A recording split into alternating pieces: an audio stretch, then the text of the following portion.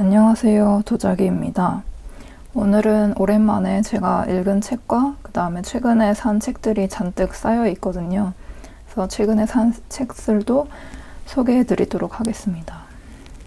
먼저 최근에 아주 인상 깊게 읽은 책인데요. 바로 오에 겐자부로 단편선입니다. 세계문학 단편선에 나오는 오에 겐자부로의 단편선인데요. 사육이라는 오에 겐자부로가 굉장히 어린 나이에, 그러니까 그 도쿄대 불문과 출신이라고 하는데 아직 대학교를 재학할 때 이 사육이라는 단편으로 일본의 순문학 중에서 가장 유명한 문학상이라고 할 수 있는 아쿠타가와상을 수상했다고 해요.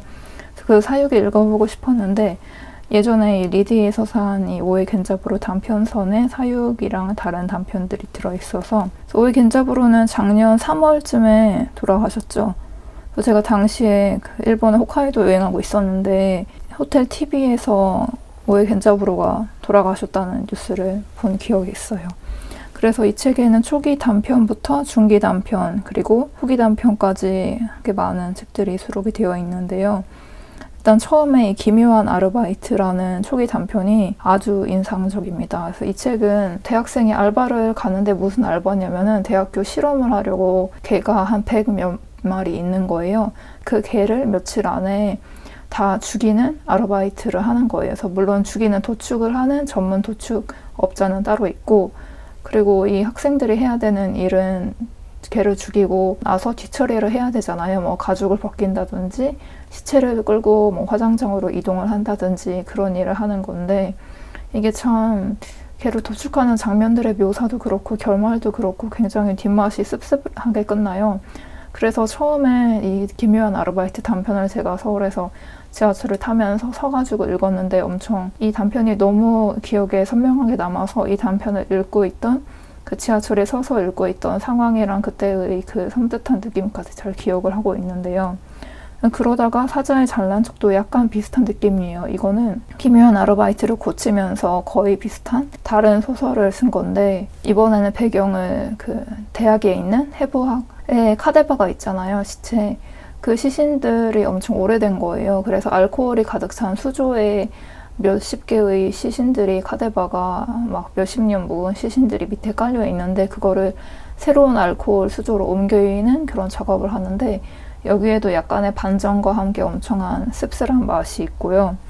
너무너무 재미있어서 이번에 오에 겐자부로 저번에 책 샀다고 말씀드렸잖아요. 그리고 그 지난 영상에서 보여드린 문학뽕에 차올라서 오에 겐자부로 단편선을 읽기 시작했는데, 그리고 여기에 초기 단편에 사육도 나옵니다. 이게 20대 초반인가 굉장히 어린 나이에 아쿠타가와상 수상해서 꽤 오랫동안 그 최연소 수상자 기록이 깨지지 않았는데 최근에 깨진 걸로 알고 있습니다.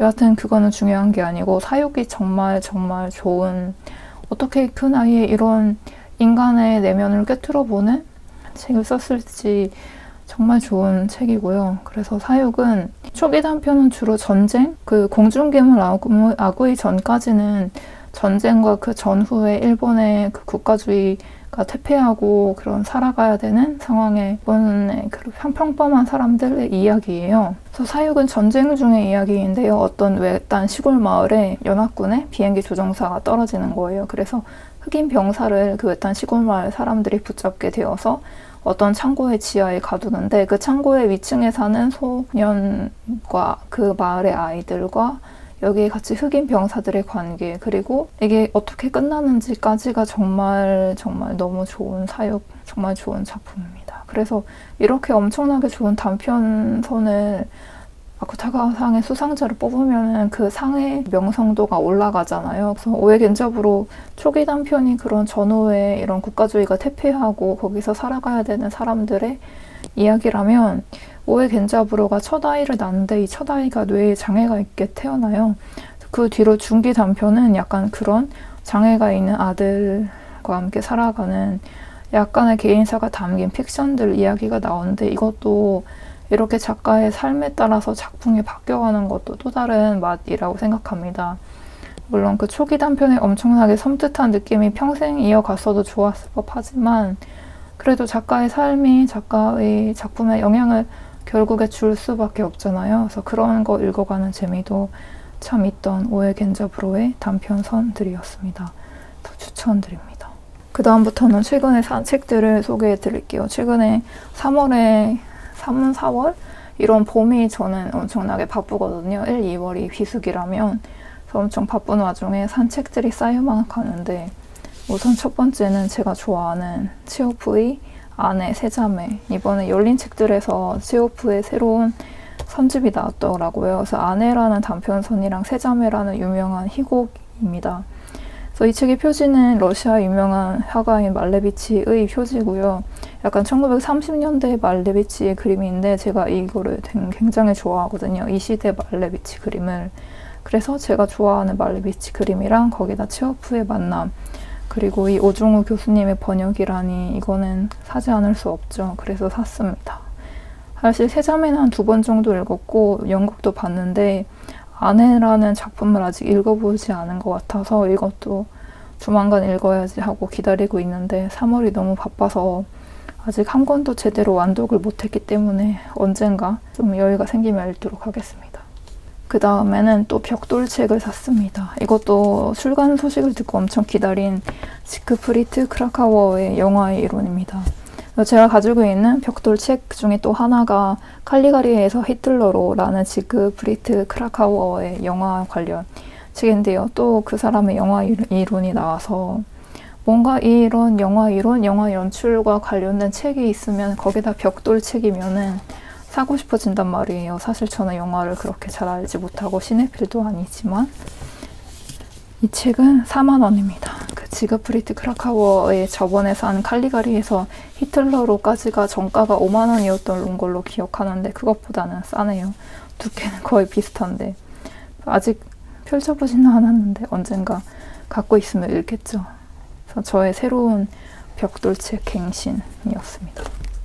그 다음에는 저의 취미인 탐조 관련해서 2권을 샀는데요. 첫 번째는 야생조류 필드 가이드입니다. 강화도에 스푼빌이라는 야생조류 탐조 문화공간 겸 카페가 있거든요. 거기에 갔다가 이 책이 있는 거예요. 그래서 이 책이 너무 사고 싶어서 샀습니다. 그래서 거기서 산 스티커 같은 것도 이런 것도 있고요.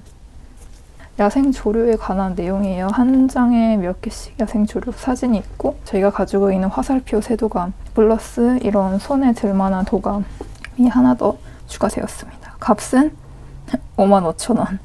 전권 칼라의 전문서라 어쩔 수 없죠. 이 크라카워 책보다도 더 비싼 책입니다. 그 다음에 또 산 책은 이거는 최승규 김성현 작가님의 우리나라 탐조지 100입니다. 이 최승규 작가님이 바로 그 화살표 세도감을 쓰신 분으로 알고 있는데 사실 저도 아직 탐조 입문한 지 별로 안 됐고 새덕후 그 채널? 유튜브 채널에서 그냥 주워들은 이야기긴 하지만 탐조인들은 이 어떤 새가 어디서 보인다를 함부로 이렇게 퍼뜨리지 않는데요. 왜냐하면은 새를 보는 여러 사람 중에서 새를 정말 사랑하고 새를 존중하고 생명의 소중함을 알아서 새와의 적당한 거리를 두고 탐조의 매너를 지키면서 관찰을 하는 사람도 있는데 어떤 사람들은 새가 날아오르는 모습 찍는 게 솔직히 더 가만히 있는 것보다 예쁘잖아요. 그래서 일부러 새를 날아오르게 하고 또 새를 부르기 위해서 새 소리를 막 녹음을 해서 틀어주는 사람들이 있대요. 근데 그거는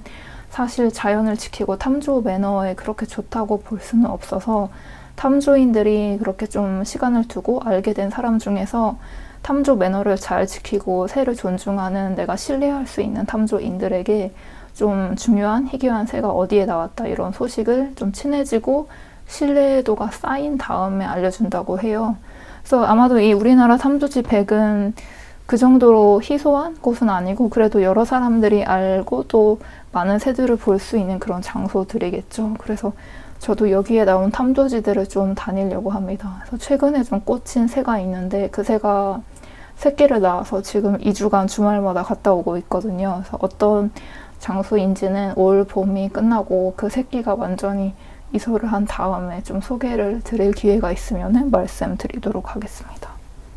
그 다음 책은 또 러시아 문학입니다. 난 지금 잠에서 깼다. 러시아 고딕 소설. 이거 알라딘에서 펀딩을 한 걸로 알고 있는데 사실 알라딘 펀딩을 하면은 되게 고민을 하게 돼요. 지금 살 것인가 아니면은 사실 펀딩이 끝난 뒤에도 살 수 있잖아요. 그래서 펀딩이 끝난 뒤에 정식으로 판매가 되면 살 것인가 고민을 하다가 이거 펀딩할 때 제 재정 상황이 좋은 때가 아니어서 정식 출간이 되고 샀습니다.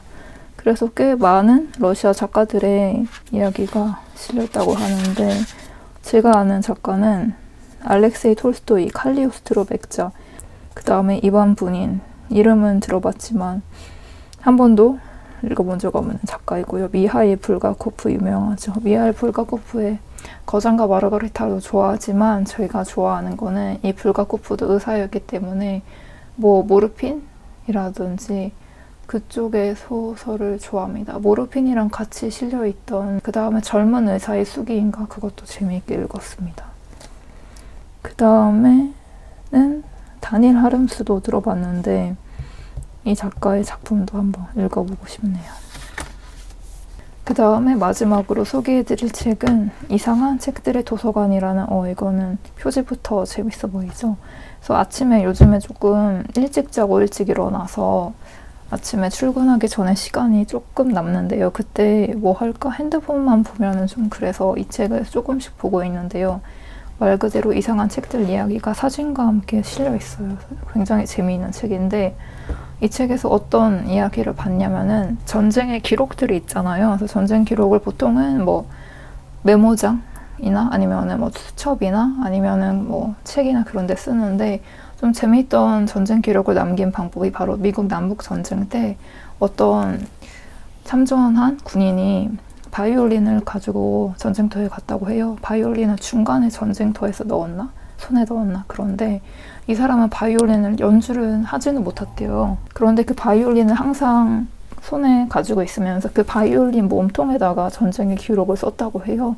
그래서 그게 이 책에 사진으로도 실려 있는데 그게 너무 인상적이더라고요. 그리고 또 어떤 기록은 그 환풍구 있잖아요. 환풍구에 그 제2차 세계대전인가 그때 포로로 잡힌 사람이 자기의 기록을 환풍구에 넣어서 환풍구의 기록을 남겼다는 사실을 다른 사람한테 말했대요. 근데 아쉽게도 그 사람은 결국에 죽고 그 환풍구 안에 기록을 넣었다는 거를 이야기를 들은 사람이 나중에 그 자리에 찾아가서 환풍구를 열어서 그 메모를 꺼내서 그거를 뭐 책으로 출간했다던가 그런 이야기가 실려 있는 거예요. 그래서 약간의 감동도 있고 그렇잖아요. 그래서 이 책 진짜 재미있는 것 같습니다. 이 책은 한 번에 자리에 앉아서 완독하는 게 아니라 이렇게 약간씩 시간이 남을 때 핸드폰만 하기 뭐 할 때 보면은 좋은 책인 것 같습니다. 그래서 이렇게 최근에 사고 그 다음에 읽었던 오해 겐잡으로 단편선을 소개해드렸습니다. 그래서 이번 영상도 봐주셔서 감사드리고 다음에도 또 다른 영상으로 찾아뵙도록 하겠습니다.